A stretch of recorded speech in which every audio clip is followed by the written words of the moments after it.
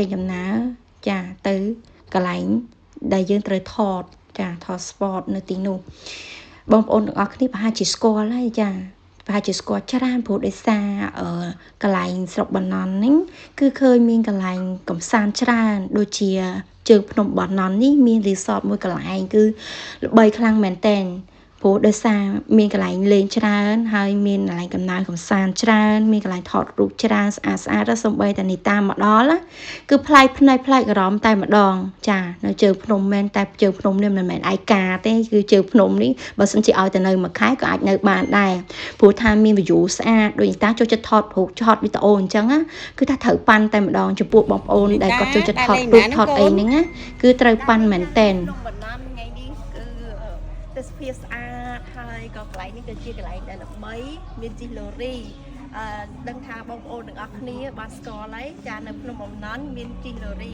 ហើយទេសភាពគឺស្អាតមែនទែនព្រមទាំងជាមួយនឹងបរិយាកាសដែលល្អហើយមេឃថ្ងៃនេះគឺអំណោយផលល្អខ្លាំងមែនទែនអញ្ចឹងបងប្អូនទាំងអស់គ្នាបើសិនជាចង់លេងភ្នំអំណន់កុំភ្លេចជិះឡូរីទៅមែនទេសម្រាប់មួយថ្ងៃ3 4ថ្ងៃចាហើយថ្ងៃ4ថ្ងៃ5ថ្ងៃ6គឺជាថ្ងៃបុណ្យអុំទូកចាជាប្រពៃណីជាតិរបស់ខ្មែរយើងអញ្ចឹងសង្ឃឹមថាអ៊ំពូមីបងប្អូនទាំងអស់គ្នាអញ្ជើញមកលេងនៅបាណន់ចាបាណន់មានកន្លែងលេងកម្សាន្តច្រើននៅបាត់ដំបងផងដែរណាអញ្ចឹងបងប្អូនទាំងអស់គ្នាកុំភ្លេចណាមកលេងជិះឡូរីជាមួយនេះតាទាំងអស់គ្នា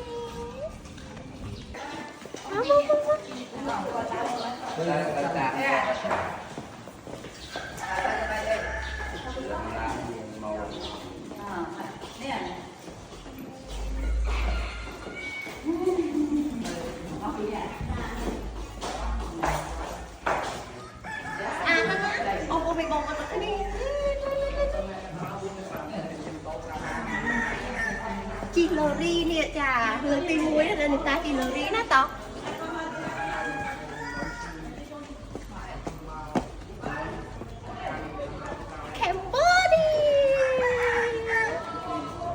ចាកម្ពុជាយើងគឺលយអញ្ចឹងចង់និយាយចាឡូរីណាបងប្អូនទាំងអស់គ្នាឲ្យពាន់ទឹកក្រូចអង្គុយ